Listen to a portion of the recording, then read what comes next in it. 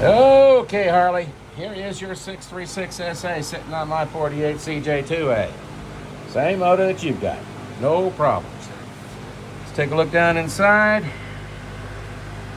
Nice and dry, that's good. And no leaks, no runs, no errors. All right, let's go ahead and fire it up.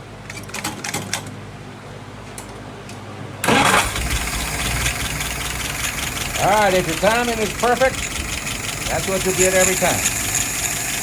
Look down, we can see no drips coming out of the main nozzle. That means the float is set correctly. All right, let's go ahead and look at some numbers.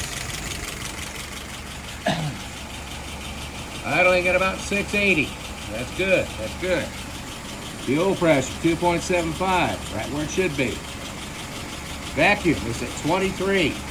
That's excellent. All right, let's go ahead and fold it through a couple times. Pardon my hand, pardon the bounce.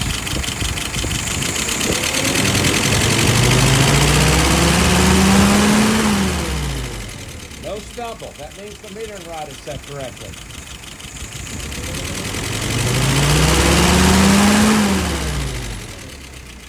All righty. All right, my friend. I believe this will do you. Thank you.